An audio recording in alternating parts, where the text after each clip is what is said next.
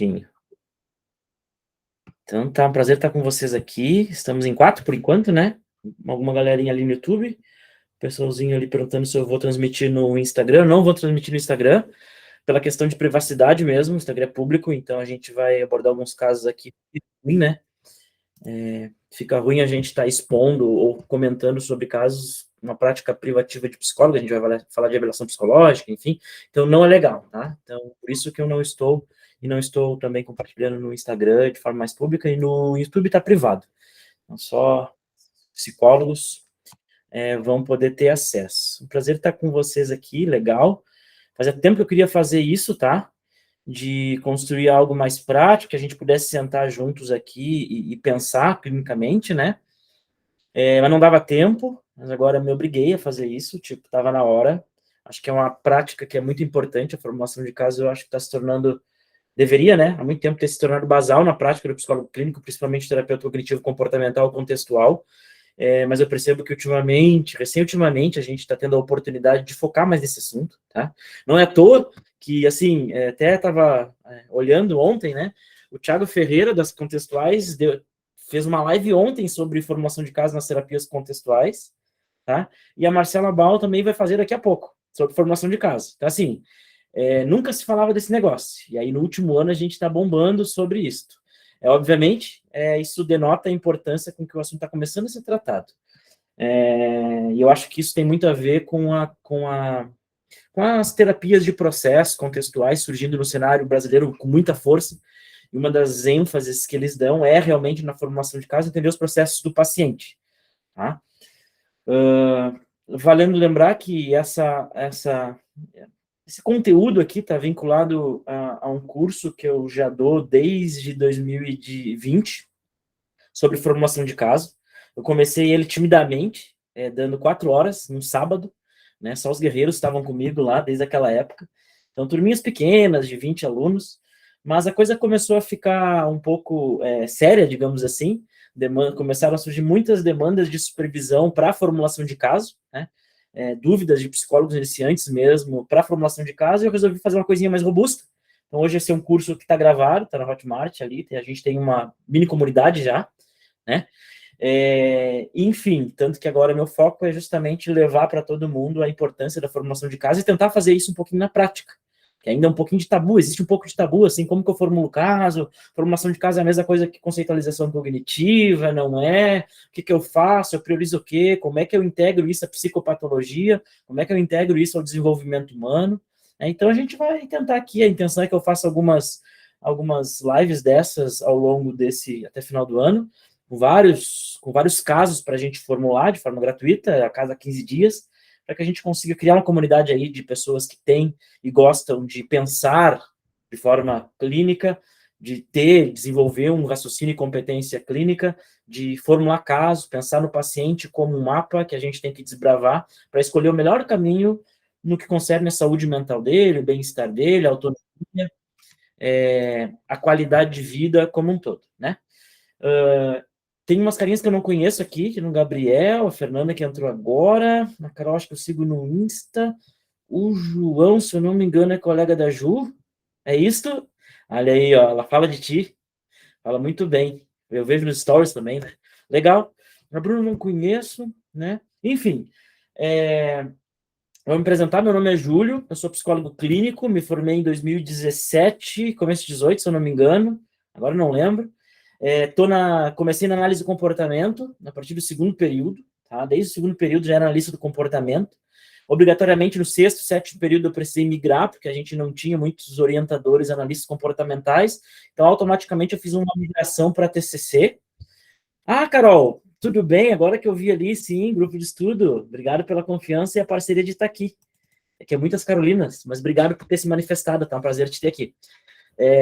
Então, automaticamente migrei para TCC, né, meio forçadinho assim, mas levavam uma pegadinha de análise do comportamento, minha professora comentava, Júlio, seja menos analista comportamental, não vai dar certo, enfim, né, tem um apego muito grande a AC até hoje, mas acabei indo para TCC, ou atualmente, né, trabalho com TCC já dando ênfase às terapias contextuais, não tinha como não voltar a C, então trabalho também na perspectiva de terapia de aceitação compromisso, né, E, enfim, meu percurso sempre foi, e a minha preocupação sempre foi em a gente conseguir desenvolver o raciocínio clínico para pensar no paciente para além de alguém passível de técnicas e recursos terapêuticos. Isso aí é um problema na psicologia, tá?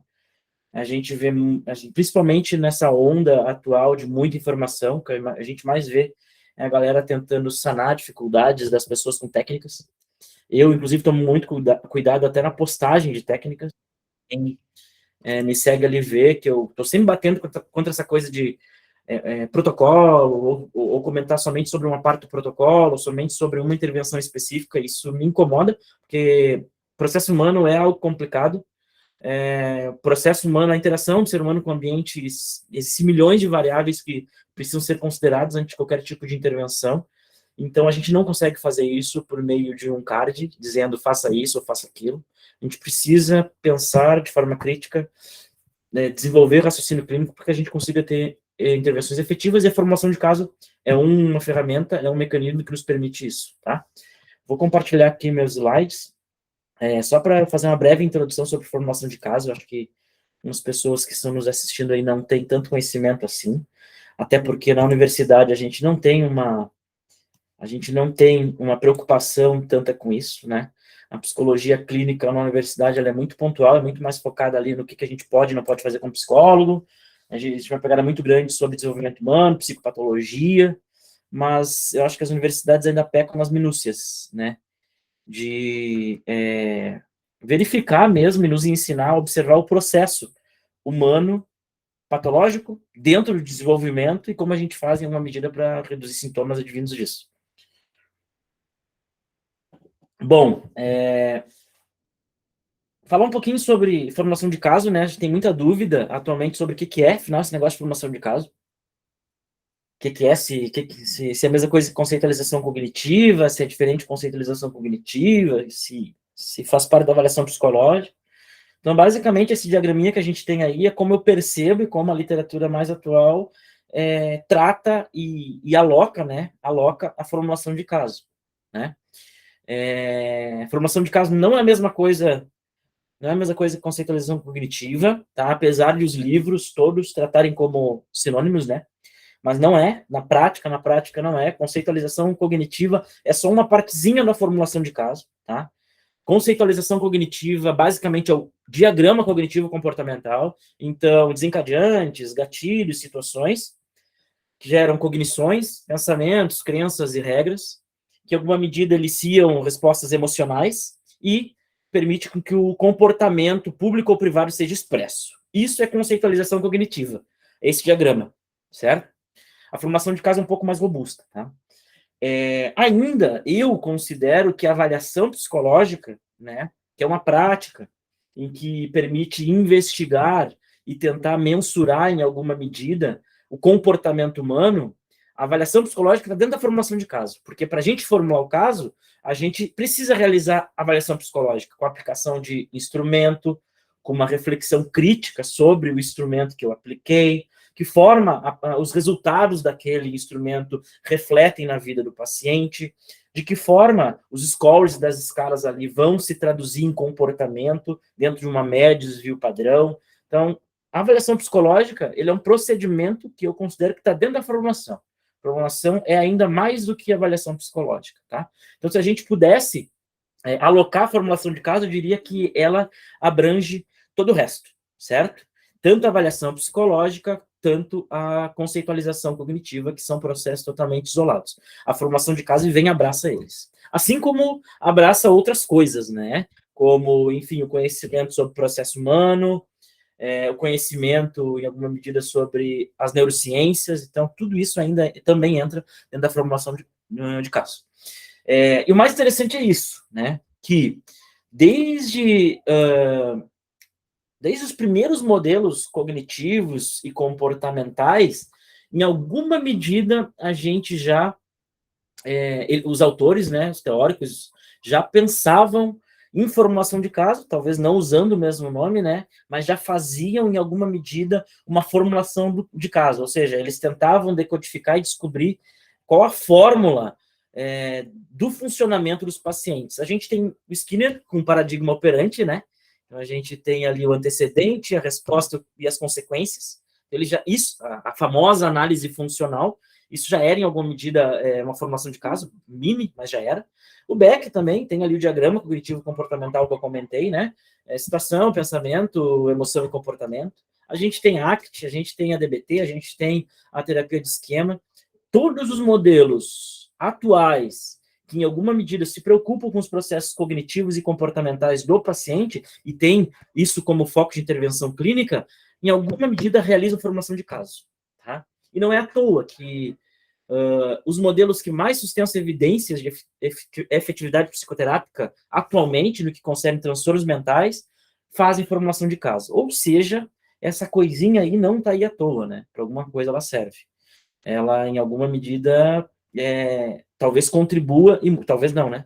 Ela contribui muito, como muitos estudos já apontam desde a década de 2000, no tratamento para remissão de sintoma psicopatológico dos nossos pacientes, ou até mesmo para que ele viva uma vida aí mais focada em aceitação e compromisso, e, enfim, circule por essa vida da forma mais autônoma e independente possível. Faz sentido para vocês? Até aqui, tranquilo? Né, já tinham ouvido dessa forma? Vocês vão ver na literatura que ela é muito divergente, tá? Tem muitas pessoas que colocam a formação de caso dentro da avaliação psicológica, tá? Não é um erro isso, não é um problema, né? Cada um parte do princípio teórico que tiver, mas atualmente, pensando na prática, né, essa é a melhor forma de a gente observar e alocar a formulação de casos, tá? Porque ela, sem querer, abrange tudo isso, tá bom? Bom, vão deixando as dúvidas ali no chat, tá, gente? Por favor. Não tem como eu não abordar essa parte mais teórica, porque depois vai ser importante para a parte mais prática que a gente vai fazer, tá? Vamos lá. Tanto que eu estou acelerando com vocês, tá? Essa aqui é a aula 6 do curso. Então, já pulei 5. Já pulei direto para a gente falar do conceito da definição, para facilitar a nossa comunicação aqui, tá? Então, assim, pensando numa definição mais atual possível, tá? Aqui eu juntei uns 2, 3 autores, tá? Para chegar nela, tá bom? Eu usei o conceito da Nicolette e colaboradores, o conceito da Beck e o conceito da... Esqueci o nome da... Ah, gente, peraí. Vai vir. É o livrinho de conceitualização de casos. Eu me esqueci, depois eu lembro e posto em algum lugar os livros, tá? Mas, basicamente, a gente entende, então, formulação de caso atualmente como um processo ativo, ou seja, eu não posso usar a formulação e me esquecer dela, jamais. Então, ela é um processo ativo. Ela vai estar no tratamento com o meu paciente início, meio e fim, até o último segundo dele em terapia. Né? Para além até, né, eu ouso dizer, porque tem muitos pacientes, por exemplo, que eu termino, dou alta em alguma medida, ou encerro os atendimentos, e o paciente surge 1 ano, 2 depois, eu tenho tudo bonitinho, né? Isso, Gabriel, livro da sinopse, o último, 2022. Então, depois de 1 ano, o paciente aparece de novo, mas como eu fiz a formulação de caso, me preocupei em ter isso tudo muito organizado, eu tenho todo o funcionamento de novo na minha mão. Então, o que eu preciso fazer é atualizar essa formulação e verificar as demandas que surgiram novas, né, com base na formação que eu já tenho. Então, é um processo ativo. Eu brinco, né, com meus pacientes, os supervisionados, às vezes, né, que é uma coisa que eu tenho que me preocupar. Porque, à medida que eu faço a formação de caso do meu paciente, ela, a grosso modo, ela não vai mudar muito depois. O que mudam são as demandas. Né? Então, eu tenho um paciente ali que tem uma grande preocupação em ser muito competente no que faz. Né? Ele tem estratégias hipercompensatórias de produzir demais, de se justificar demais, de ficar horas, não dormir, para produzir o melhor trabalho possível para entregar para alguém. Beleza, é uma forma de funcionamento. Talvez esses funcionamentos estejam baseados em crenças nucleares relacionadas a sou incompetente, sou um fracasso, em regras, né? Preciso ser o melhor da minha turma, preciso me destacar para ser bem visto, enfim, uma série de cognições. Beleza, talvez eu consiga trabalhar com o paciente nesse contexto acadêmico ou contexto de produção, em alguma medida, aí termina o tratamento, dou alta, e daqui uns anos mais, ele é pai e volta, né? E, normalmente, o que vai acontecer? Ele vai voltar com demandas relacionadas ao quê? A competência dele sobre o quê? Ser pai. Por que ele não tinha antes essas demandas? É porque ele não era pai ainda. Ou seja, não existia um ambiente que propiciava a ativação dessas crenças e desse comportamento. Né? Então, assim, a formação de caso é isso, ela me permite saber e entender o pano de fundo do paciente. Ou seja, o tempo pode passar, a geografia pode, em alguma medida, se alterar, mas ainda assim, existe um pano de fundo basal e eu preciso entender, para que eu esteja pronto, para seja qual for a demanda do paciente, daqui a uma semana, diante de um novo contexto, ou daqui a 10 anos, quando ele for pai. Né? Ou até mesmo daqui a 30 anos, quando ele for mais idoso e começar a enfrentar crises existenciais sobre morte. Certo? Então, assim, acho que essa é a maior característica da formação de caso, né? Que ela é um processo ativo, diferente do que às vezes a gente entende na faculdade, na universidade, até em cursos de pós-graduação, né? Que parece que é só uma ferramenta ali, um papel em que eu anoto e daquele papel ali eu uso o que eu posso, depois eu guardo na gaveta. Não, é um processo ativo, eu tenho que ter um certo cuidado, um certo carinho, falando, né? Bem de senso comum, com isso, porque a vida do meu paciente, é o funcionamento basal dele. Tá? Então, esse processo ativo ele vai integrar algumas coisas quando a gente está falando de modelos epistemológicos, filosóficos e teóricos, né? Que no nosso caso é a TCC. Ele integra teoria, ou seja, tudo isso que eu falei, os fundamentos teóricos, mais a pesquisa, tudo que está rolando aí de pesquisa científica e experimentos da TCC, e intervenção, ou seja, a prática dessas pesquisas no setting terapêutico, baseado em evidências tanto científicas quanto mais individuais, intrínsecas do paciente, tá? A partir das demandas do paciente, ou seja, o que o paciente me traz como problema, tá? Com o objetivo que, então, tudo isso com o objetivo de descrever o comportamento atual do paciente e guiar o tratamento psicológico. Tá? Um processo ativo que integra teoria, pesquisa e intervenção baseada em evidências a partir das demandas do paciente com o objetivo de descrever o comportamento atual e guiar o meu tratamento psicológico. Olha que coisa bem importante, né? Muito importante, certo? Então, basicamente, é isso que a gente pode tratar como formulação de caso, tá bom? Enfim, e no que ela nos ajuda na prática? Tipo, pô, beleza, eu tenho um papelzinho ali com algumas dimensões, alguns boxes, né? Que eu tenho que preencher esses boxes, né? E como é que eu olho esse negócio? A gente olha basicamente como está nesse slide. A gente tem que olhar para a formação de caso assim. A gente tem que olhar para ela e ver assim, ó, aqui tá alguns resultados dos processos de aprendizagem do meu paciente, e esse processo de aprendizagem se reflete atualmente dessa forma no dia a dia dele, certo? Eu sempre gosto de trazer essa espiral, assim, como forma de explicação, né? Primeira vez que eu nem sei de onde que eu tirei essa espiral, tá? Acho que foi numa conversa, assim, que eu comecei a imaginar, assim, o processo de aprendizagem sendo reforçado, ganhando força, e chegou a um ponto que eu não sei de onde que saiu esse negócio da espiral. Mas o processo de aprendizagem humana, se a gente parar para pensar, é exatamente dessa forma que acontece, né? Vamos pensar numa criança que está aprendendo a andar, né? Ela não começa andando, né? Eu brinco com meus pacientes. Tu lembra quando tu começou a andar? O primeiro passo que tu deu e quando tu desembestou ali a caminhar e não parou nunca mais, né?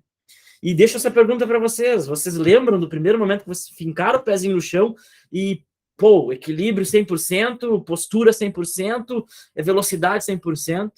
Pouco provável, né? Então, assim, o bebê, né, a criança ali começa primeiramente, né, deitadinho ali, tentando levantar a cabeça, até que a musculatura ali, de tanto ser quebrada, né, em termos moleculares ali, e no músculo ser quebrada, restaurada, quebrada, ela começa a ter um pouquinho de força para erguer a cabeça e se sustentar. E depois a criança vai começando a se movimentar, vai ganhando força, ela começa a adquirir um tônus muscular para começar a movimentar a mão, começar a movimentar tronco. Então ela começa primeiro se arrastando, então ela ganha uma baita habilidade no arrastar, no se arrastar, se movimentar, se arrastando, até que ela começa a dar uns pequenos movimentos assim, tentando se erguer, empoleirada, que a gente chama lá no sul, na parede. Então, se apoia na parede, dá aquela levantadinha, cai, aí fica 2 segundos, 3 segundos, 10 segundos, 20 segundos, até que consegue ficar um bom tempo de pé e dá o primeiro passinho, aí dá o primeiro passinho, cai, no próxima vez dá o primeiro passinho, meio do segundo cai, vai dar o primeiro, segundo, terceiro, quarto, o tônus vai acontecendo, o sistema vestibular vai começando a ficar mais refinado, existe mais tônus muscular, ela começa a ter mais equilíbrio, quando vê ela está andando, né? Isso é um processo de aprendizagem. Foi um processo que aconteceu de forma automática, um processo que aconteceu de forma inconsciente, não o inconsciente psicanalítico, né? Mas o inconsciente da TCC. Foi um processo que aconteceu naturalmente, né? Foi ganhando força, enfim, até que ela sai de um estado não andar para um estado andar. Isso é um processo de aprendizagem. É um processo automático que a gente não percebe e simplesmente a gente se vê fazendo e não sabe mais como que esse negócio aconteceu. A grande questão é que esse processo de aprendizagem também é para construtos que a gente chama de cognição, emoção e comportamento, né? Então, vejam bem o quão complexo é isso, né? Então, a gente já tinha muito claro, assim, que comportamento acontece dessa forma. A gente emite respostas, variadas respostas, é o princípio de variação no ambiente. O ambiente, por si só, vai selecionando essas respostas e algumas se mantêm e outras não, né? Então, por exemplo, a criança explora o ambiente de todas as formas possíveis, colocando a mão em tudo, nos móveis, nas coisas da mãe, na geladeira, dedinho na tomada. Então, princípio de variação, vários comportamentos. Dedinho na tomada, a mãe seleciona esse comportamento. Sai daí, filho da mãe, que tu vai morrer. Certo? Existe uma seleção. Qual a probabilidade, diante dessa punição, da criança se aproximar novamente da tomada? Bem baixo, tirando aquele, né, que gosta de enfrentar. Enfim, aí é outro processo de aprendizagem, não vale a pena a gente falar aqui. Mas, enfim, existe uma seleção. E a gente passa por isso em todas as instâncias do nosso comportamento, tanto no nível comportamental, quanto no nível cognitivo e também emocional, gente. Tem teorias muito fortes, só fazendo um adendo para quem quer pesquisar depois, a Elisa Feldman é uma teórica da área das emoções, e ela tem feito muitas pesquisas nessa área, informando que talvez o modelo do Paul Ekman, das emoções básicas, raiva, tristeza, aversão, alegria, medo, e me esqueci da outra, enfim, é um modelo que talvez seja um pouquinho ultrapassado, que a gente tenha que começar a se preocupar que talvez as emoções sejam muito mais aprendidas por meio da interação ambiental do que algo alocado e definido biologicamente. Isso é muito legal, porque aí isso dá mais força ainda no que a gente chama de processo de aprendizagem, né? Então, quando a gente está falando do paciente, da formulação de caso, eu tenho que estar ciente disso, que toda demanda, todo problema, tudo que o paciente me traz naquele exato momento aqui no processo psicoterápico foi e aconteceu por um processo de aprendizagem, tá? Seja ele um processo mais súbito, nos últimos anos, nos últimos meses, ou por um processo mais prolongado, né? 10 anos, 15 anos, 20 anos, desde a infância, tá? Então, a primeira coisa é isso, que emoções, comportamentos, crenças, todas elas passaram um processo de aprendizagem até o funcionamento atual. Funcionamento atual é justamente o topo dessa espiral, né? Então, imaginem que a espiral começa fraquinha, com comportamentos aleatórios, e vai sendo reforçado, as emoções também, as crianças também, até que a gente tem uma grande espiral, com o topo muito fortificado, que é o funcionamento atual, e esse funcionamento atual nada mais é do que diagrama cognitivo comportamental. Situações, pensamentos, emoções e comportamentos, e toda a complexidade, a quantidade desse tipo de diagrama que a gente tem né, com o nosso paciente e a gente mesmo. Né? E a formulação de caso, o nosso objetivo é justamente esse, é verificar e pensar, né, no paciente como um grande quebra-cabeça, certo?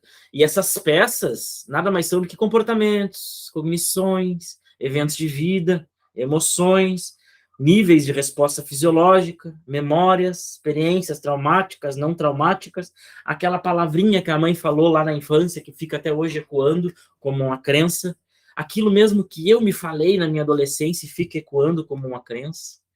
Eu preciso, a formação é isso, é me fazer e me permite fazer isso, montar esse quebra-cabeça para eu ver o que desse quebra-cabeça está funcional ou disfuncional e ir preenchendo as peças, essas lacunas, da forma mais interessante possível, que são, né, as intervenções pensadas estrategicamente, para além de técnicas jogadas. Então, antes das intervenções, eu preciso investigar e considerar tudo isso para conseguir delinear um tratamento. Faz sentido para vocês? Já tinham observado ou pensado dessa forma? Se quiserem abrir o microfone, fique bem à vontade, tá? Valeu, João. Obrigado. Então tá, né? Quem viu o movimento ali, eu pedi para algumas pessoas me mandarem casos que tenham dúvida, né? Principalmente na condução, para a gente tentar fazer aqui uma supervisão meio que ao vivo, né? Eu recebi alguns, eu selecionei um, tá? Então eu vou discutir sobre esse caso e ao final eu vou deixar aberto para quem também quiser trazer algum caso em específico para a gente tentar discutir um pouquinho ao vivo, tá? Então, quem já está atendendo aí, já é psi, já tem as suas demandas, e quiser trazer algum caso em que está travado em alguma parte, ou que tem alguma dúvida, pô, eu preciso investigar tal dimensão, Júlio, não estou conseguindo saber. Traz para cá para a gente tentar pensar junto, né? Não sei se eu vou conseguir te dar a resposta, né? Mas eu vou tentar, em alguma medida, a partir da experiência, tentar dar um norte aí sobre isso, tá? Mas eu vou falar sobre o caso aqui, tá? Que a Júlia me trouxe, né? Minha tocaia, que a gente fala lá no Sul, né? Enfim, ela me trouxe, então, uma paciente que, a princípio, né, como todo o caso aí que ultimamente a gente tem atendido, as pessoas têm vindo para a gente com muito problema, tá? Que a gente chama de sintomas transdiagnósticos, né? Então, assim, a pessoa, ela permeia, ela preenche vários diagnósticos, aparentemente, mas não fecha nada.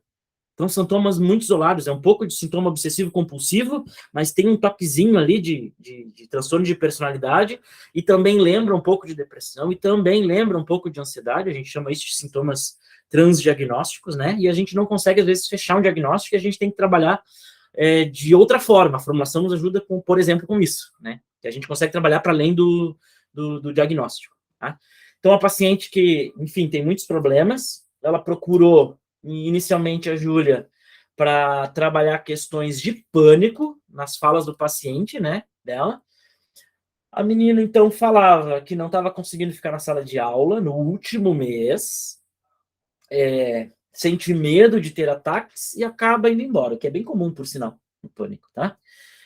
Começou a pedir muitas justificativas de falta, porque já estava quase reprovada, né, se mexeu, e isso, essa coisa da falta, da quase reprovação, tem feito ela ficar apavorada, porque aí mistura com outras coisas. Olha que interessante. Ela veio de muito longe e ela não quer decepcionar os pais e desistir no final do curso. Atualmente não faz uma atividade física, está dormindo muito mal. Tem uma demanda também relacionada a autocobrança, perfeccionismo e falta de assertividade.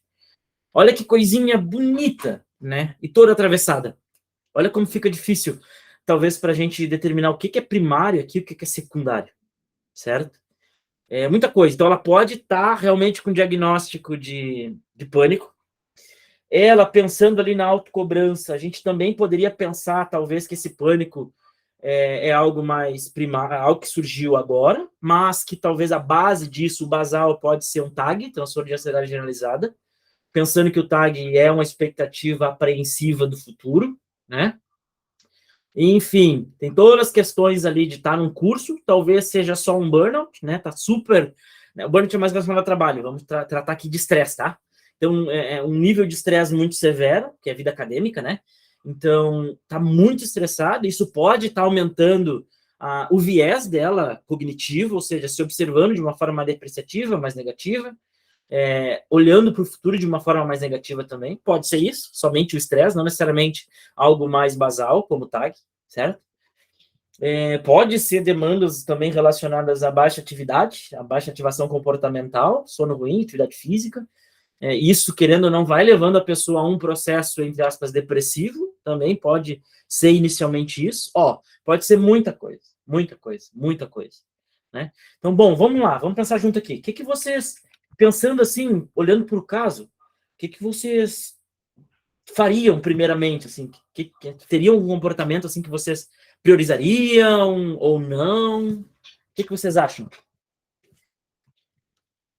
Não se sintam obrigados a responder, tá? É uma discussão. Não se sintam pressionados a nada, não se sintam com vergonha de nada, a gente tá aqui para aprender junto, tá bom? Eu já falo isso porque, né? Júlio. Oi, João. Boa noite. Primeiro é um prazer estar aqui, te conhecer e Olha aprender aí. contigo. Muito obrigado pela confiança, tá? Muito obrigado mesmo. Segundo, perdão que eu não vou conseguir ficar até o final, que eu tenho uma outra reunião. Eu já estou com Tudo o bem. coração partido aqui de perder o restinho da aula. Terceiro, que eu sou estudante de quarto período de psicologia, né? Olha aí. Tenho uma Aham. primeira formação em educação física, e aí eu aproveitei, como eu me apaixonei pela TCC, eu estou fazendo uma pós em TCC para ver se eu consigo adiantar, porque a faculdade, como tu falou, por vezes acaba tendo um leque um pouco maior, não sendo tão específico nisso, né? Perfeito. Então, eu já sinto dificuldade aqui em como que a colega conseguiu pegar Ah, boa. como na formulação do caso, captar tantas informações assim, né? E Perfeito. conseguir registrar, né? Por exemplo, né? Perceber essa falta de assertividade, perceber esse perfeccionismo, né? Como que se faz essa leitura, assim? Uma pergunta bem de quem está começando e tem mínima Legal, João. experiência. Não, mas uma baita pergunta, porque essas perguntas aí que tu fez, ela provavelmente fez por uma questão mesmo de repertório para a paciente dela. É isso aí, né? Então, assim, normalmente a gente tem instrumentos básicos que a gente usa, iniciais, como entrevista psicológica inicial, para a gente começar a decodificar os problemas do paciente e qual a relação desses problemas com o pensamento, com a emoção, com o comportamento, né? Então, a gente começa investigando, né? A Júlia, ela provavelmente, ela fez só 2 sessões com essa paciente, tá? Ela me comentou só 2. Então, ela aplicou uma entrevista básica. A primeira sessão foi só escuta, né? E a segunda sessão ela já aplicou uma entrevista, né? Mas normalmente na prática, como é que a gente faz? A gente recebe o paciente, faz a escuta. Então ele vai dizer assim, ó, tem muita crise de pânico. E a gente vai começando a perguntar, tá, mas quando? Como? Em que momentos? Né? Aí, digamos, né, não sei como que foi a entrevista, mas assim, eu tenho muita crise de pânico, principalmente na sala de aula, né? Mas por que na sala de aula? Tem algum outro contexto? Não, só na sala de aula. Mas assim, o quão importante para ti é a sala de aula para ter se manifestado algo tão severo na tua vida? Ó, já vai entrando para as outras coisas. Porque é algo que meus pais sempre sonharam, porque é algo que eu quero muito e seria muito ruim se eu desistisse agora. Mas tu acaba desistindo, tu já desistiu de muitas outras coisas ao longo da tua vida para te ter esse tipo de pensamento? Nunca desisti, sempre me esforcei muito, trabalhei muito, mas às vezes isso é muito complicado, porque eu acabo fazendo demais, dependendo demais dos outros para fazer as coisas. Mas quando tu depende dos outros, ou quando tu faz demais, tu tende a fazer tudo muito certinho e isso te incomoda quando tu não faz? Sim, eu fico extremamente incomodada quando não consigo entregar. Então, tu viu? Uma pergunta vai encadeando outra, tá, João? E assim, com o tempo, isso vai ser meio automático, tá? De tanto fazer, a gente acaba adquirindo essa competência para encadear perguntas baseadas num raciocínio clínico que a gente adquire com a experiência, mas não se preocupe, a gente tem instrumentos que nos ajudam com isso, tá? No começo ali é tudo instrumento, a gente vai com o roteirinho pronto, escritinho. Tá? Então, provavelmente a Júlia fez algo assim, ela levou algumas perguntas, e a partir da demanda principal, o pânico, ela foi tentando verificar onde que acontecia, por que acontecia, o que era relevante, o que não era, se aconteceu no passado, se não aconteceu. Então, é mais ou menos assim que acontece, tá? Legal, mas muito boa a tua pergunta, muito pertinente, tá? O Gabriel falou ali, acho que o foco seria crise de pânico, perfeito, né? Sim, Gabriel. Pensando no tratamento, sim, tá? É isso aí, né? Aí, né, nem vou entrar agora nesse assunto, mas aí, assim, pensando no tratamento, no que é mais severo, a gente pensaria no pânico, a gente poderia atender esse paciente no nível 1 de formulação. Nível 1 é isso. A gente vai fazer toda a formulação baseada no pânico, vai realizar as estratégias interventivas, tchau e benção para o paciente. Mas ultimamente, e normalmente, não é isso que acontece. A gente tem as outras coisas ali, ó. Autocobrança, perfeccionismo, falta de assertividade, que são tudo sintomas que, em alguma medida, a gente vai ter que trabalhar, porque talvez é isso que está por trás de todas as crises de pânico, por exemplo. Né? Sim, olhando para o caso, né, e olhando para todos os manuais, enfim, a gente vai trabalhar o pânico, mas a gente vai ter que formular também as outras coisas. Porque eu vou precisar, em algum momento, falar para minha paciente o que pode ter desencadeado essa crise de pânico. Qual que é o padrão de funcionamento dela ao longo da vida que pode ter levado ela a culminar nesse pânico atual. Por que isso? Isso é uma forma de prevenir recaída. À medida que eu amparo o paciente com conhecimento sobre seu processo, eu aumento as chances de que ele não tenha as recaídas no futuro. Né? E aí a gente vai, né, a gente fala muito isso lá no curso, sobre os níveis de formulação. A gente tem 3 níveis, né? O nível 1, mais basal, focado no problema. O nível 2, que a gente vai pensar mais transversal, num período específico de tempo. E o longitudinal, em que a gente vai fazer uma investigação bem robusta, assim, em outros momentos da vida do paciente, pensando aí mais para transtorno de personalidade, por exemplo. Tá? Então, sim, a intervenção seria essa, Gabriel, mas eu não posso só ficar nisso, né? A não ser que, né, isso seja em comum acordo com o paciente, mas eu posso escrever e anotar que o paciente talvez volte. Tá? E eu tenho que me preocupar com isso, né? Então, assim, vamos lá. Acho que a primeira coisa que eu faria aqui é limpar a bagunça aqui, né? Porque tá meio bagunçadinho esse negócio, né? Eu não sei se eu vou conseguir editar. Peraí, só um pouquinho. Eu queria editar aqui. Será que eu consigo modo leitura? Não, né? Vai ter que ser aqui. Tá. Vamos lá. Vou colocar aqui slide mesmo, tá? Assim, editável, pra gente poder editar. Dá pra ver direitinho? Não tá atrapalhando? Então tá, né? Bom, acho que a primeira coisa que eu faria aqui nesse caso, assim, tem muitos sintomas transdiagnósticos. O Gabriel ali foi muito pontual em trabalhar o que é primário, nesse caso a crise de pânico, que a crise de pânico é altamente incapacitante, prejudica o funcionamento como um todo, né? Mas além da crise de pânico, eu vou fazer intervenção, mas eu tenho que começar a verificar outras coisas, né, aqui, principalmente se é um transtorno de pânico. Eu tenho que limpar a bagunça e fazer 2 coisas primeiramente, né, eu faria, né, e pensando no que a teoria nos fala, buscar o diagnóstico especificamente, né, o diagnóstico talvez seja pânico, mas além do diagnóstico primário, o diagnóstico diferencial, certo? Seria muito importante aqui, porque transtorno do pânico é um dos transtornos, uma das psicopatas que tem muitas comorbidades e se confunde com muitos outros transtornos, tá? Então, seria importantíssimo aqui a gente fazer esse movimento de investigar diagnóstico diferencial e investigar também comorbidades, tá? Vai ser bem importante fazer isso. Bom, deixa eu colocar aqui. Então, a gente precisa do diferencial e comorbidades. Tá? Tem que ter muito claro isso. Porque se esse paciente tem, por exemplo, uma fobia social, que é bem comum, né? Uma agorafobia, junto com isso, olha a quantidade de coisas em que eu vou ter que pensar para além de regular emoções, que normalmente é o que a gente faz no pânico. Né? Porque, por exemplo, se o paciente tem uma agorafobia, possivelmente ele tem várias coisas que ele não faz. Talvez ele não dirija carro, talvez ele não consiga entrar num shopping, talvez ele não consiga ficar numa fila esperando alguma coisa, não consiga ir no cinema. Então, uma simples e pura regulação emocional não vai ser o suficiente com ele. Eu vou ter que fazer todo um processo, talvez, pensando assim em intervenções de sensibilização sistemática, de exposição gradual, começando pela imaginada, indo para ambiental. Tem muitas coisas que eu preciso fazer. Assim, dependendo do diagnóstico, dependendo de comorbidade que tenho, os caminhos mudam. Né? Então, o primeiro ponto aqui seria isso. Eu faria isso, limpar essa bagunça. Né? De fazer o diagnóstico diferencial, né? Primeiro, definir o diagnóstico, que é transtorno do pânico, e começar a pensar no diagnóstico diferencial. Tá?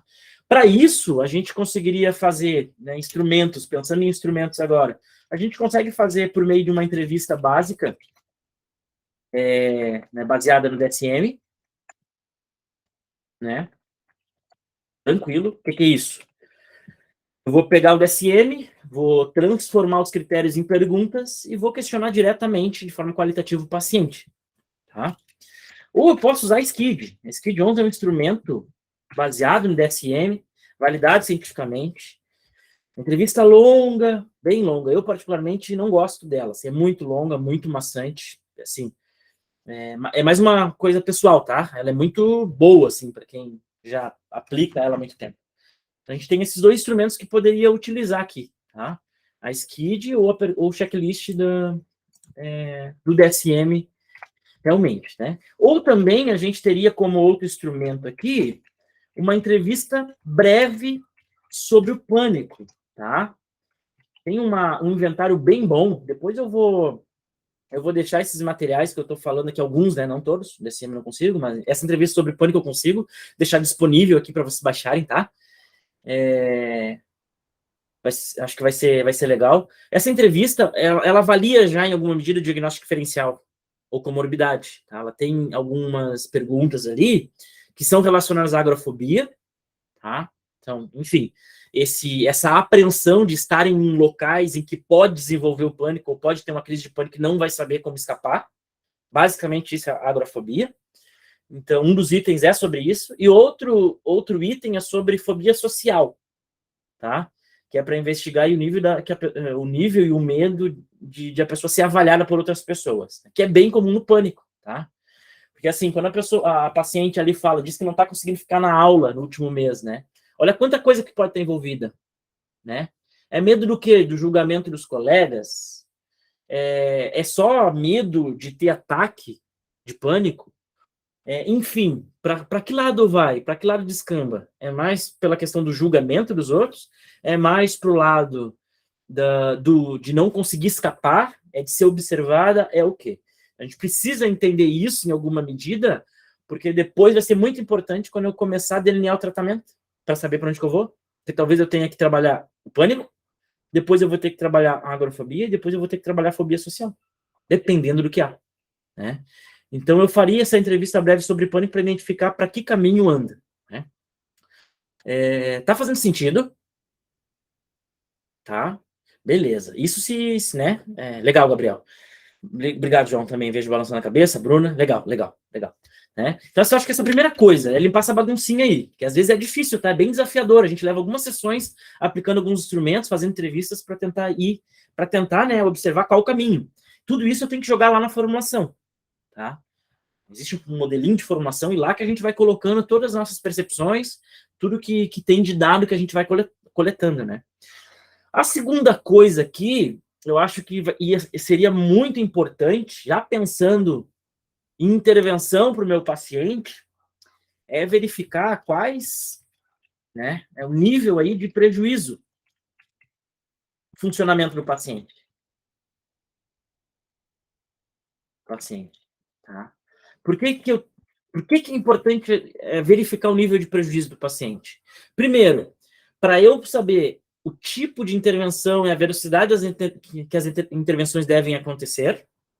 Isso aí vai me ajudar também até definir com o paciente se as sessões serão semanais, quinzenais, ou até mesmo, dependendo de casos. Muitas pessoas que têm crise de pânico ou crise de suicídio, eu atendo 2 vezes por semana, né? Para a gente segurar essa crise aí, conseguir, em alguma medida, regular ela para trabalhar as outras coisas. Então, esse é o primeiro objetivo de verificar o nível de prejuízo do funcionamento do paciente, né, na vida, nas dimensões da vida, né? E a segunda função de verificar isso é eu mostrar para o paciente isso, de dizer, meu filho, tu tá ferrado. A gente vai ter que trabalhar em conjunto aqui, eu preciso da tua adesão ao tratamento para que a gente consiga ter sucesso. Tá? Por que eu estou falando isso? Né? Quem já atende deve ter essa experiência de que, às vezes, o mais difícil para a nossa prática profissional é a adesão do paciente ao tratamento. E quando eu falo isso, eu estou falando de plano de ação, fazer a tarefinha na sessão, me trazer dado fiel, acurado, fidedigno. Então, esses são os nossos maiores desafios. E, em alguma medida, eu preciso mostrar para o paciente, a gente tem isso como problema e prejuízo, então, realmente, eu vou precisar da tua ajuda para que a gente consiga caminhar para uma solução do teu problema, em alguma medida, ou a tratativa das tuas demandas, ou a remissão dos sintomas. Né? Então, acho que o segundo ponto seria isso, mostrar para ela o nível de prejuízo dela nas dimensões da vida. Para isso, eu usaria, talvez, uma escala de gravidade do pânico, tá? É uma escala gravidade de pânico. É uma escala bem legal, tem 12 itens. É uma escala curta, 12 itens, mas 12 itens bem densos, que a gente avalia ali basicamente o que é a quantidade de crises que a pessoa está tendo na semana e o quanto essas crises estão atrapalhando o funcionamento dela nas áreas da vida. Se ela não vai mais para a escola, se ela não consegue mais entrar num shopping, não consegue ficar no cinema, tem que ficar na porta, enfim, se ela não consegue mais dirigir carro, ela sempre está pedindo para outra pessoa levar ela para o trabalho. Então, essa escala me consegue verificar essas coisas, o quanto está prejudicando essas áreas basais de funcionamento da vida. Tá? Deixa eu ver o que tu colocou aqui, Gabriel. Júlio, nesse nível de prejuízo do funcionamento, já não conseguiria obter a partir da entrevista? Conseguiria, tá? Tu conseguiria. Assim, quando eu falo um instrumento aqui, é quando eu não tenho ou não consigo ter isso muito claro do paciente, tá? Então, isso aqui vai muito, assim, de eu observar o paciente, assim, eu não tá claro, ele não tá conseguindo me trazer o quanto ele está sendo afetado, tá? Ou 2, quando o paciente banaliza muito o sofrimento dele. Que aí eu faço o quê? Eu aplico a escala e comparo com a média. Entendeu, Gabriel? Eu posso na entrevista qualitativa, tranquilamente. Mas tem paciente que vai só levar o choquinho de realidade quando eu mostrar comparado a uma média de padrão. Então, eu particularmente, mesmo a partir da entrevista, eu gosto de avaliar por alguma escala para mostrar para o paciente, ó, tá aqui. Dentro de uma média brasileira, o teu nível de prejuízo é esse. Tá? Então, tá severo, não tá moderado, tá leve. Né? Então, são pequenos detalhes que vão fazer a diferença na qualidade de dado que ele vai me trazer para a minha formulação e a adesão dele ao tratamento. Não foi o Gabriel que perguntou, foi a Carolina, perdão. Eu te respondi, Carolina. Legal, tá? Então, assim, é mais do que a entrevista, tá? É mais para eu mexer na adesão e na motivação do paciente, tá bom? Então, essa escalinha vai me ajudar isso. Eu consigo ver a frequência, a intensidade, que coisas que a pessoa está deixando de fazer em virtude do pânico. Para além disso, dependendo da minha expertise, do meu repertório como terapeuta, a escala também me dá insights para os objetivos depois. Porque se a pessoa me diz, não estou conseguindo ir no cinema, Júlio, eu tenho que sentar na porta, não consigo estar em paz um segundo. Ó, é sinal que ela gosta de cinema. Ó, ativação comportamental eu posso usar, ativação não, a exposição eu posso usar lá o cinema como meio depois, recurso interventivo de pequenas aproximações sucessivas. Legal, Gabriel. Entendeu? Então, às vezes, as escalas me dão para além de determinar e ser uma medida que vai me mostrar na prática assim, a severidade do paciente, seja qual for o fenômeno que eu quero apresentar para ele, já para pensar coisas lá para intervenção, que talvez sejam importantes. Tá? Gente, eu sei que eu falo rápido pra caramba, então, assim, por favor, vão me discriminando aí. Não, Júlio, tá demais, tá lendo, não tá? Eu me conheço, enfim. Meus pacientes me puteiam às vezes. Calma. É eu que tô em tratamento. Tá? Mas é a minha personalidade mesmo. Vamos lá. Acho que o terceiro ponto aqui, que seria importante observar, né? Já que ela tá tendo ali, a gente já tem uma clareza ali sobre o que ela tá fazendo, né? Principalmente na sala de aula, né? Então ela tem assim, tem o pensamento, provavelmente vou ter pânico, uma pequena resposta, ela começa provavelmente selecionar mais as respostas fisiológicas e atentar, vou ter pânico, tô tendo uma tensãozinha no ombro, isso aí sempre me dá quando eu começo a ter pânico, tá batendo mais forte, vou ter pânico, isso vai retroalimentando os pensamentos, provavelmente, né? E a gente sabe que ela não está conseguindo ficar em sala de aula e está faltando muito na aula, né? Então a gente já tem um contexto bem demarcado aqui, que a crise de pânico nesse momento e um pequeno sintoma de agorafobia é na sala de aula. Mas eu preciso entender, tá, é só na sala de aula? Né? Se dá em outros contextos também? Porque aqui está muito focado na sala de aula, né? Pela entrevista inicial. Mas eu preciso ver, não, é só aqui? Não é? Qual a função da sala de aula na vida? Qual que não é? Se dá em outro contexto? Então, assim, aqui vai ser muito importante fazer uma coisa básica e clássica da TCC, né? Que é verificar as cognições, os comportamentos envolvidos com o que a gente, né? Com o que a gente trata de pânico. tá? E como que a gente vai fazer isso? Né? Diário de pensamento. Tá? Diário de pensamentos. É o famoso RPD, Registro de Pensamentos Funcionais. Tá? Então, a gente pode dar isso como tarefa para o paciente. Então, realizar o auto-monitoramento desses pensamentos, desses comportamentos baseados no pânico, para verificar se é só na sala de aula, em outros contextos, isso quase acontece. Tá? Faz sentido? É o basicão, né? Aquele diáriozinho da dor emocional, né? Eu gosto de tratar assim. Eu não chamo de diário do pensamento, eu chamo de diário da dor emocional. Então, a linguagem mais popular, o paciente vai entender o que é dor emocional, aquela coisa que machuca, aquela coisa que dói, aquela coisa que me afeta. Então, escalinha simples, né, em que ele vai botar a situação, que ele vai colocar os pensamentos, que ele vai colocar as emoções, o comportamento. Do pânico em específico, eu montei uma em que tem os sintomas do pânico para ele marcar também, se acontecem ou não, tá? Eu vou disponibilizar também essas escalinhas, tá? Essa escalinha do pânico especificamente, esse diário de pensamento focado para o pânico, tá? Então, isso aqui vai me permitir construir mais um pouquinho da minha formulação para pensar nas outras dimensões em que isso acontece. E para além das outras dimensões, vai me permitir investigar também os tipos de cognições, tá? O que a pessoa pensa em relação ao pânico. E talvez surja no meio ali algumas coisinhas também relacionadas à vida dela. Né?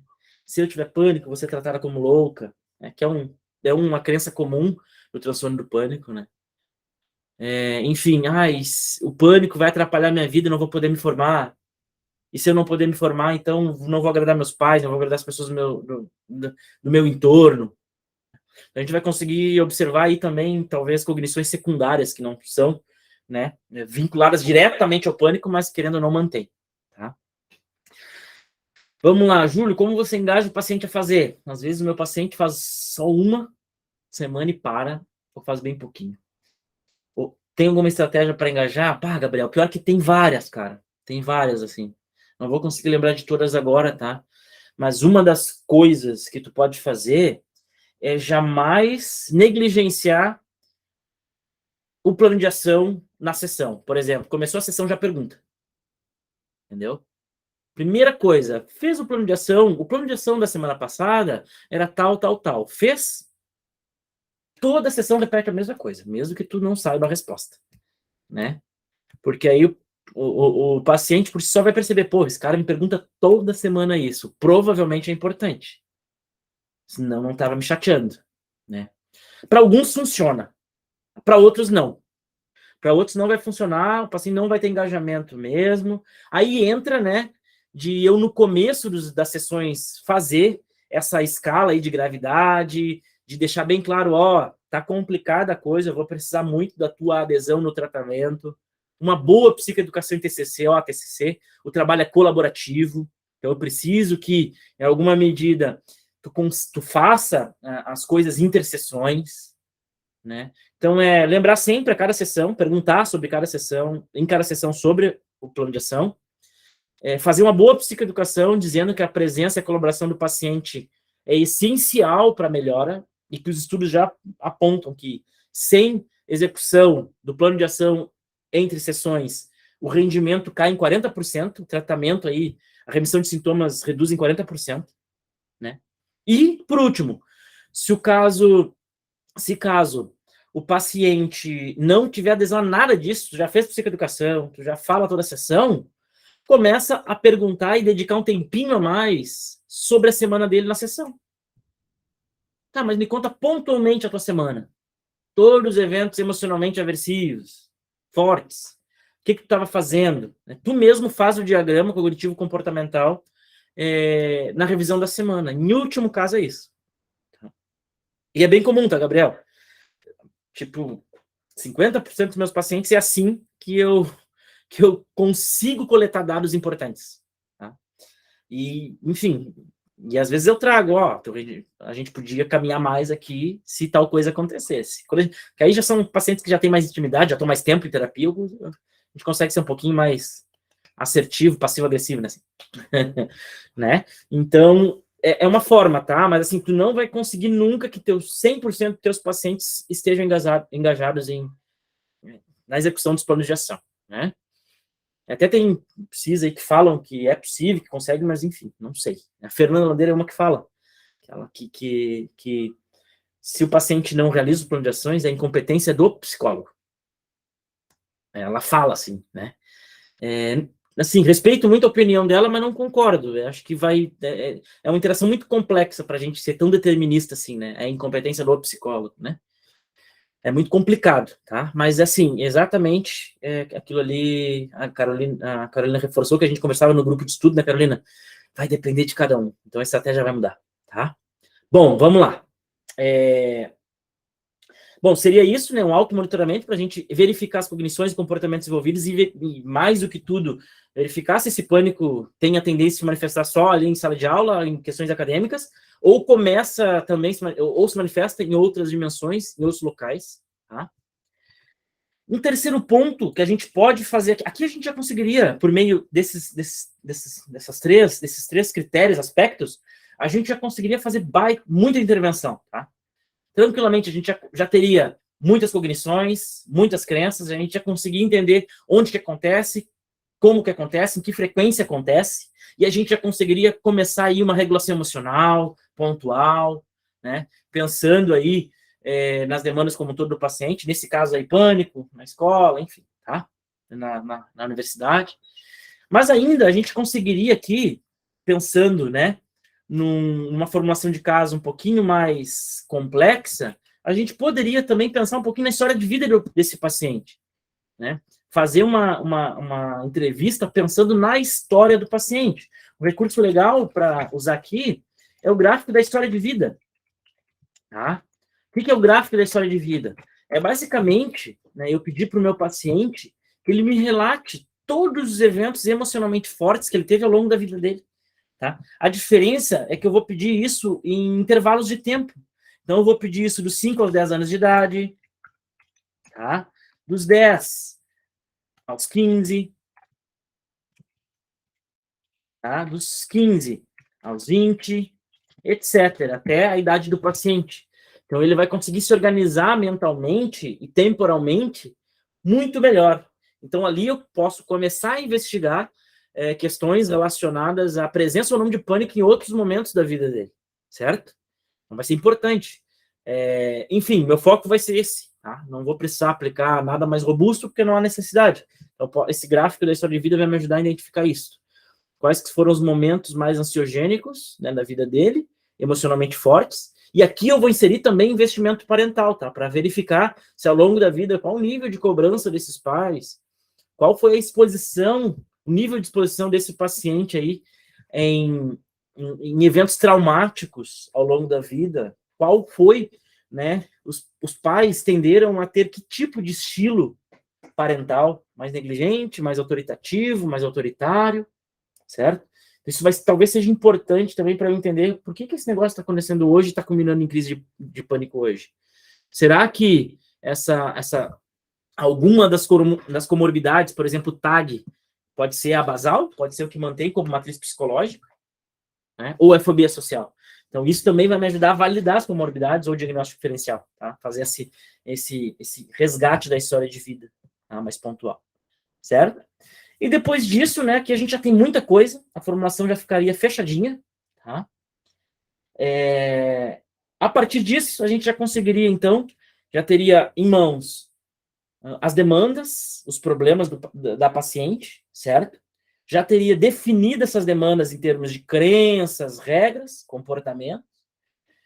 Já teria também um aporte histórico para justificar para o paciente por que ele está agindo como está atualmente, e justificando até mesmo as crenças, para a gente chegar em algo essencial no tratamento, que é estabelecimento de objetivos psicoterápicos.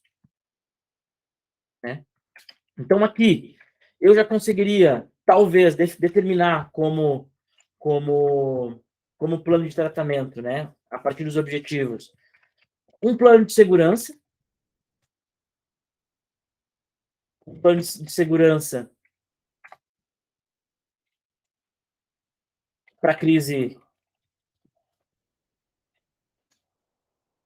para crise de pânico, tá? Vocês provavelmente nunca ouviram falar sobre isso, tá? É que isso a gente elaborou há um tempo, eu e a Andressa. É um recurso nosso. Ele é baseado no plano de segurança para crise suicida, adaptado para ansiedade, especificamente para crise de pânico. É um instrumento que a gente desenvolveu pensando nisso, né? E o paciente ter recurso para se embasar quando não tem a nossa presença, ele não pode estar em sessão, tá? E funciona muito bem. A gente já podia, então, elaborar um plano de segurança para crise de pânico. Dentro desse plano, né, a gente teria aí, então, atividades relacionadas à regulação emocional, né? Foco atencional, cartão de enfrentamento, enfim, a gente já tem uma série de recursos dentro do plano de segurança como um todo, tá?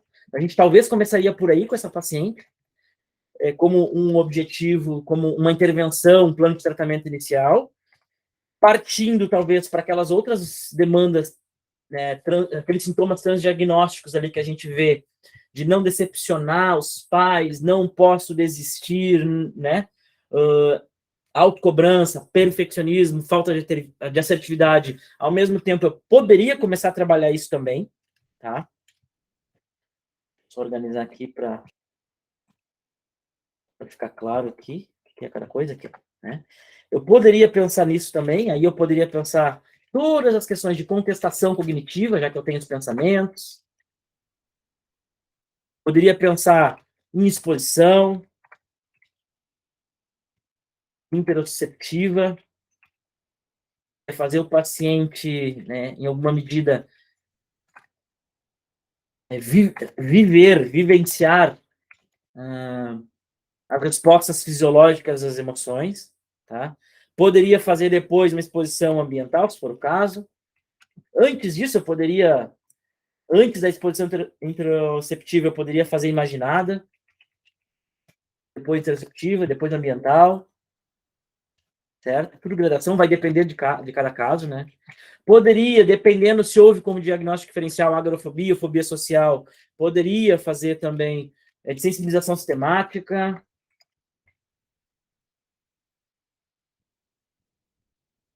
Tá? Poderia fazer vários experimentos comportamentais, técnicas como contínuo, pensando mais na cognição, enfim. Aí o plano de tratamento, depois de ter muito claro a formulação de caso, fica barbada, que nem a gente fala lá no Sul. Fica muito mais fácil delimitar um plano de tratamento quando eu consigo ter claro os problemas, definir esses problemas, essas demandas, para depois trabalhar. Tá? Então, aqui, basicamente, com essa paciente, esse seria o percurso terapêutico que eu tomaria, que eu seguiria para trabalhar com ela. Tá? Então, aqui vocês podem ver que a gente já tem, basicamente, um plano de tratamento, né? É um plano de tratamento. Início, meio e fim. Certo? Claro, início, meio, fim, pensando na formulação. Depois tem todas as intervenções relacionadas aos objetivos, que aí é outra história, né? Nem vou entrar aqui, tá? Que aí são intervenções que a gente ficaria a noite toda aqui falando sobre cada uma e explicando cada uma. Mas o mais importante é como que eu cheguei nisso, né? Como que eu chegaria nessas intervenções, tá? Quero ouvir um pouquinho de vocês. Fez sentido? Não fez? Como é que vocês estão se sentindo? Todo mundo quieto. Nem no YouTube ninguém se manifesta. Vamos lá. Quem?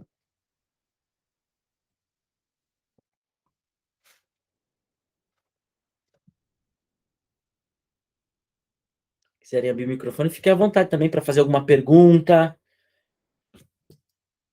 para talvez trazer algum caso, alguma coisa muito pontual, específica, sobre alguma dificuldade tua.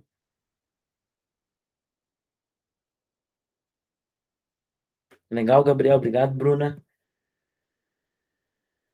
Ok, isso é formulação de caso, gente. É a gente conseguir, né, criar um mapa do meu paciente para que esse mapa me permita fazer as intervenções mais pontuais e mais efetivas possível, pensando na vida dele como um todo, tá? Que nem eu comento, né, crise de pânico, transtorno do pânico especificamente é nível 1 de formulação de caso, mas pode ser 2 ou pode ser 3, dependendo das comorbidades, né, ou do diagnóstico diferencial. Mas, basicamente, isso seria o foco. Lembrando que tudo isso aqui que eu fiz, né, delimitar um escopo, limpar a bagunça, limpar os ruídos, usar tal instrumento, verificar isso primeiro ao invés disso, fazer tal coisa ou isto. Tudo isso a gente aborda lá no curso de formulação de caso, tá? Esses instrumentos, todos os modelos editáveis estão lá no curso, tá? Depois eu vou deixar certinho o link para vocês, quem quiser ver, tá? Mas tudo isso serve para justamente estimular raciocínio clínico. Percebam? O tempo todo a gente estava olhando para o caso e pensando, tá, o que eu posso fazer referente a isso? Como que eu posso limpar isso? Como que eu posso saber se isso é isso ou se isso não é isso? Né? Então, o objetivo é justamente esse. A gente começar a ligar os pontos, integrar os sintomas, integrar os problemas, a vida do paciente, entender qual que é a melhor saída, não no curto prazo, né? Mas no longo prazo, pensando no processo psicológico do paciente. Tá? O Gabriel fala, aí dentro da formulação vai o diagrama também, né? Isto, tá? Lá na formulação a gente tem espaços para colocar o diagrama cognitivo comportamental, tá? Que é um box que fica ali, cognições, emoções mais recorrentes, comportamentos, fatores precipitantes, fatores de manutenção, fatores de proteção. Então, esses são itens da formulação, tá? Que é o diagrama, tá? É um pouquinho mais complexo que o tradicional, tá? Mas é muito mais útil, porque eu consigo ver o que é gatilho, o que mantém o gatilho, o que mantém o problema e o que protege a pessoa do problema. E a gente pode colocar o diagrama como um dos objetivos principais. Em que sentido, Gabriel? Tu diz assim, tipo, investigar processos cognitivos comportamentais?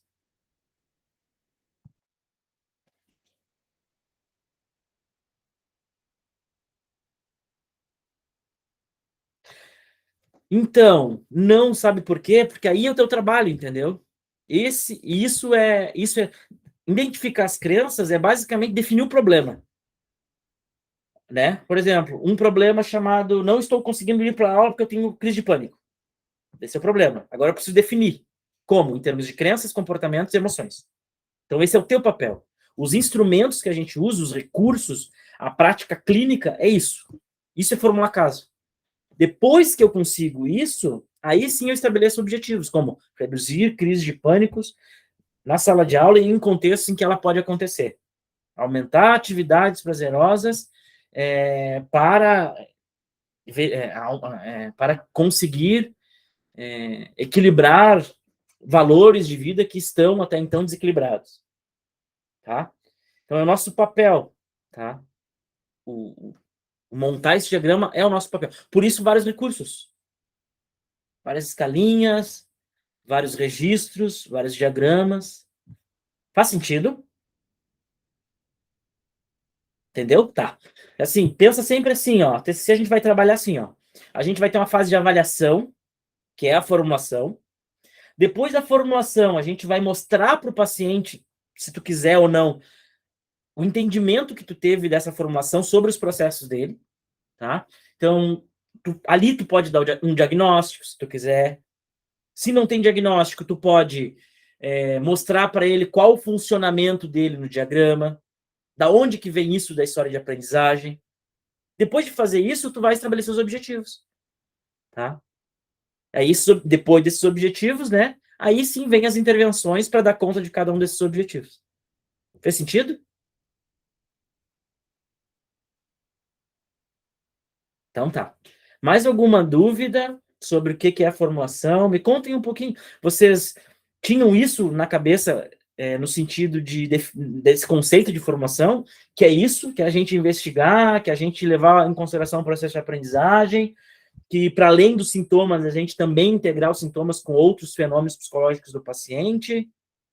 Ou não? Vocês tinham uma ideia diferente sobre isso? Por favor, vão deixando nos comentários aqui. Ou abrir o microfone para conversar um pouquinho.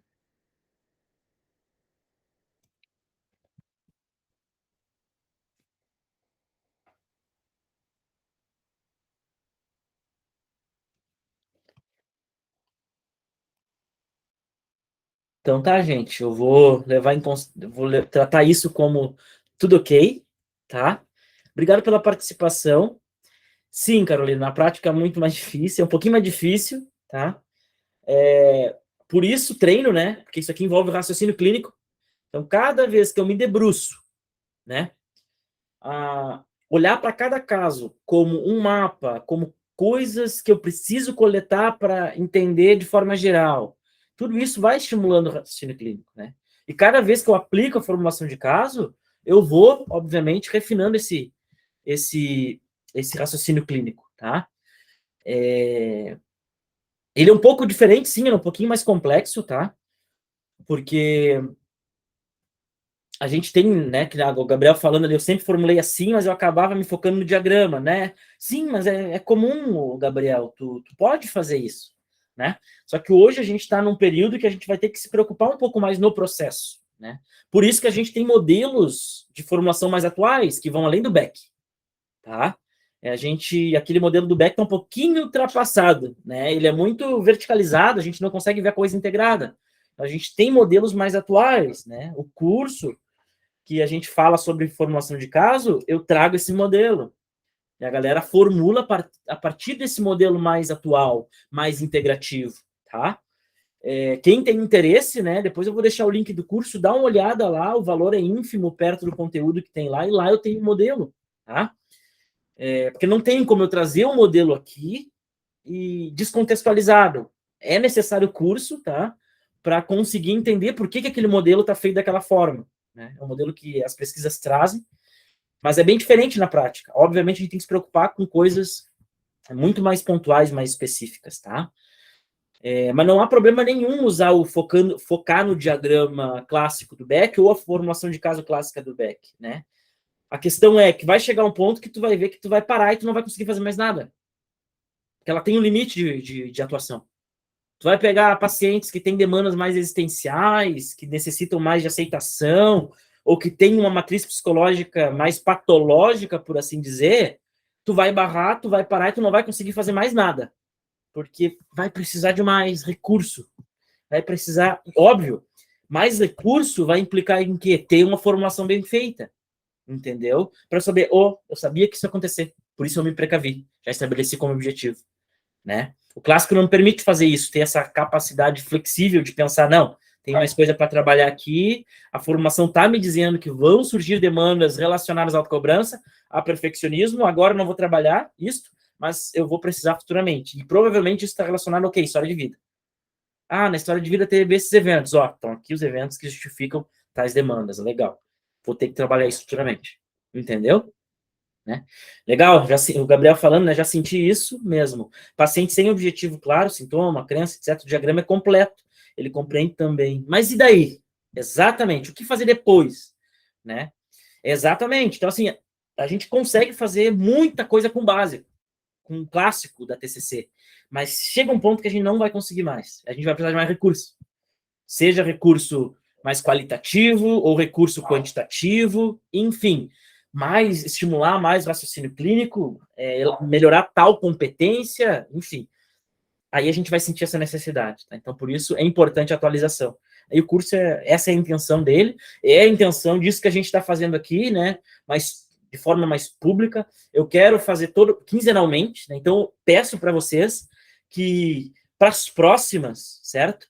Já pensem em casos, tragam para a gente discutir ao vivo. A Júlia não pôde estar aqui, ela só me mandou no WhatsApp ali o caso, tá? Mas eu quero que a gente faça supervisões em grupo mesmo. Vocês tragam o caso, obviamente com devido sigilo, certo? E que a gente comece a discutir possíveis trabalhos e recursos para formulação e depois pensar nas intervenções, tá bom? Conto com vocês. Para daqui a 15 dias a gente está aí, de novo. Tá? Vou divulgar no Insta, vou disponibilizar depois, se vocês quiserem entrar num grupo que a gente tem ali para falar sobre TCC, eu vou deixar aqui o meu contato, só me chama ali no WhatsApp que eu coloco vocês no grupo, tá? Alguns eu tenho contato, outros não. Ó. Seguramente eu vou organizar melhor isso, tá, gente? É que eu fiz mais assim, vamos lá, vamos fazer esse negócio, né? Não organizei de mandar e-mailzinho, de cadastrar e-mail, nananana. É muita coisa, né? Vamos fazer o grosso, tá? Mas quem quiser, meu WhatsApp tá aí nos comentários, no chat, desculpa, me chama no chat e diz, Júlio, quero que me coloque no grupo lá. Que aí eu coloco no grupo que sempre quando eu faço algum evento, ou a Andressa faz algum evento, a gente coloca lá os eventos públicos, né? E, enfim, a gente vem junto para cá para aprender junto. Bom, quero agradecer a cada um que esteve aqui nessa 1h20, tá bom?